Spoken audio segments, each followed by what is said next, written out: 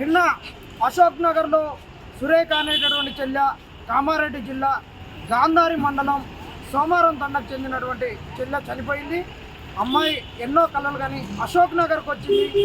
అశోక్ నగర్లో గ్రూప్స్ రాయడానికి వచ్చింది. గ్రూప్ 1నో, గ్రూప్ 2నో, గ్రూప్ 3నో ఏదో ఒకటి చదువుకొని ఒక లంబాడి బిడ్డ తను పడ్డటువంటి కష్టాలు, తన కళ్ళ ముంగడ తన తల్లిదండ్రులు పడ్డటువంటి కష్టాల నుండి తన జీవితం బాగుపడాలని, తన తల్లిదండ్రుల జీవితం బాగుపడాలని వచ్చినటువంటి చెల్లె చనిపోవడం జరిగింది. నిన్న సాయంత్రము బలన్మరణం చెందిందంట. ఉరి వేసుకొని చనిపోయింది. ఈ విషయం నిన్న నుండి తెలియలేదు. పొద్దున్నే తెలియగానే మేము వచ్చినాం. ఇక్కడనే గాంధీలో ఉన్నాము. ఇక్కడ మనకు పోలీస్ వెహికల్ కూడా కనిపిస్తుంది. ఏది ఏమైనా కావచ్చు. ఇంకా మరణానికి సంబంధించినటువంటి అంశాలు మనకు తెలియట్లేదు. సూసైడ్ నోట్ కూడా బయటికి రాలేదు.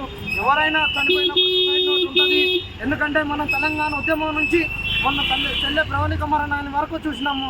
ఎప్పుడైనా సూసైడ్ నోట్లు ఉంటాయి. మరి సూసైడ్ నోట్ బయటికి రాలేదు. మరి కారణాలు ఏమున్నాయో ఇంకా తెలియాలి.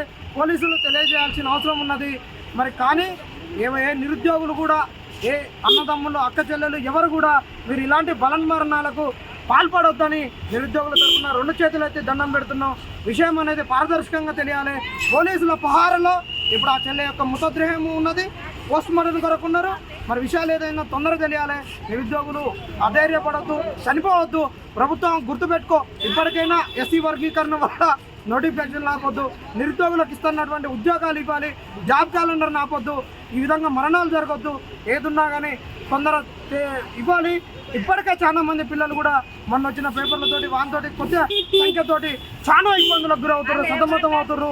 ఇలాంటివి జరగకుండా ఉండాలంటే ప్రభుత్వం త్వరగా జాబ్ నోటిఫికేషన్ ఇచ్చేటటువంటి చర్యకు పూనుకోవాలి. ఈ మరణం వెనక ఏమున్నా తెలియాలి. ఇది విషయం.